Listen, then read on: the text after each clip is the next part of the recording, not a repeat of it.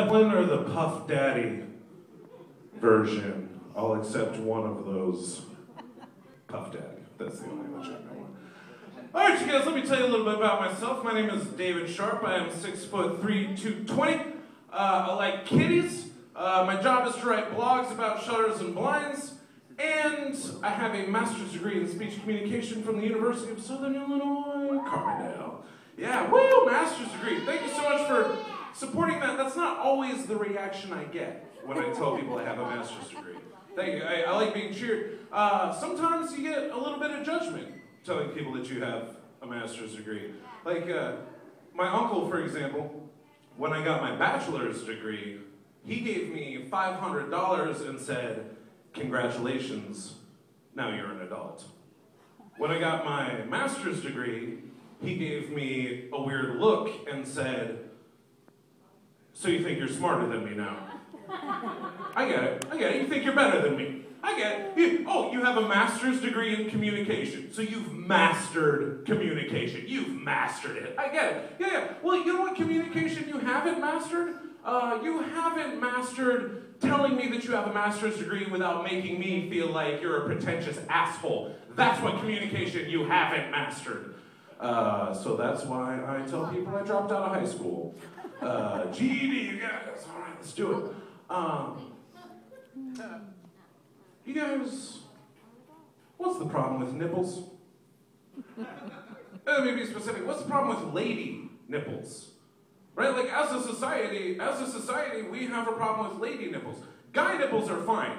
Like, you can walk down the street and see some homeless guy wearing no shirt, just letting his, like, leathery, chapped coat buttons just hang out that's fine. That's fine. Nobody's gonna come, but one lady lets her nipples out and the police have to be involved. Right? What's wrong with lady nipples? I'm gonna tell you what I think the problem is.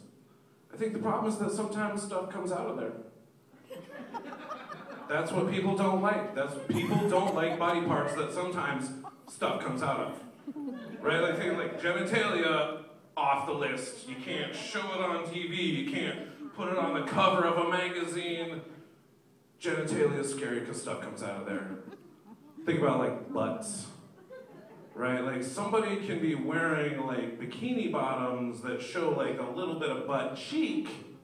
That's fine. Butt cheek is fine. Right? Think about like the copper tone ads. You can show a little bit of butt crack. Nobody cares. That's adorable. That girl's being attacked by a dog. That's hilarious. Butt crack is fine. But butthole, probably the most terrifying body part in the world. Buttholes, oh God, don't show that to the kids. Terrifying. Why? Because stuff comes out of there. That's what we're scared of as a society, the parts of stuff comes out. Because sometimes the stuff that comes out of those parts is AIDS.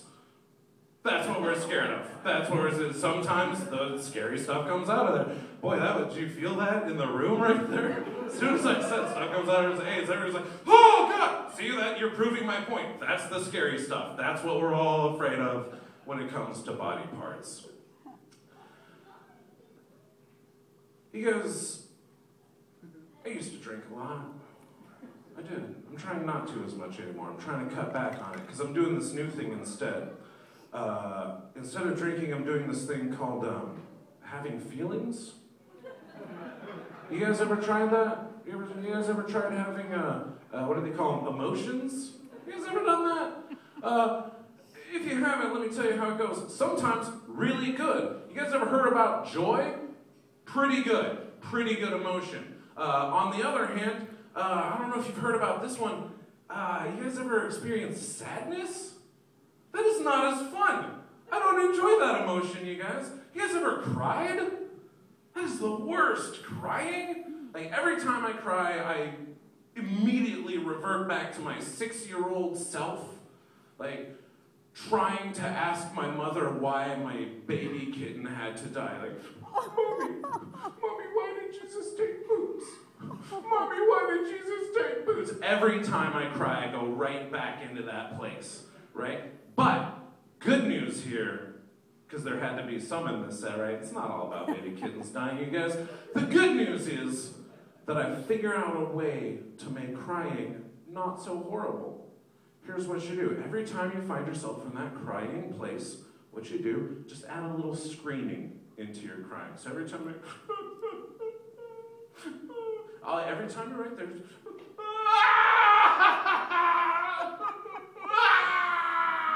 trust me, you go from like the high school sophomore whose first girlfriend just dumped him to like a Roman gladiator that just had to kill his own son in a death match.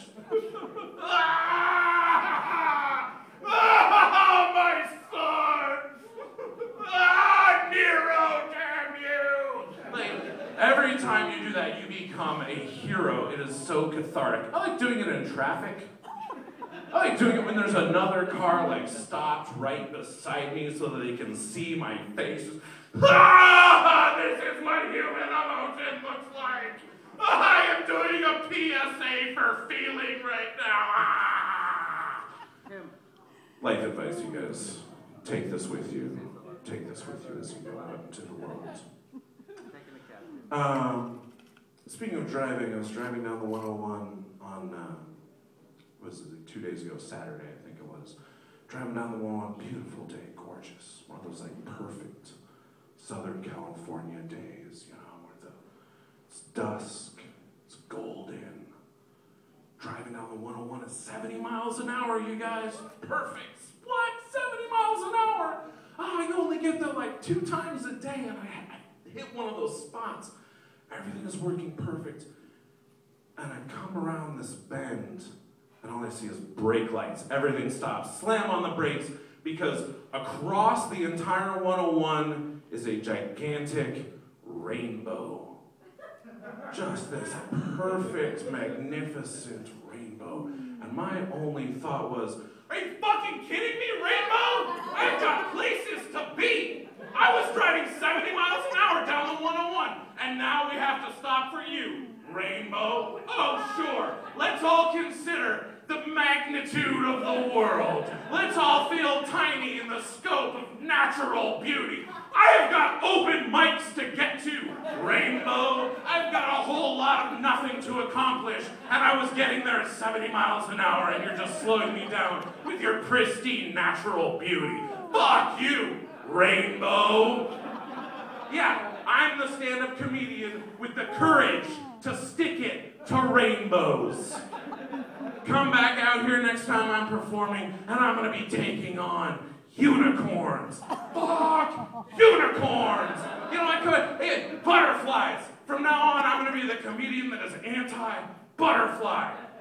Rainbows, unicorns, and butterflies. Fuck, beauty and hope and everything pristine. That's gonna be my new persona as a stand-up comedian, guys. Have a great night. Welcome, Legend Tyndall, back to your stage.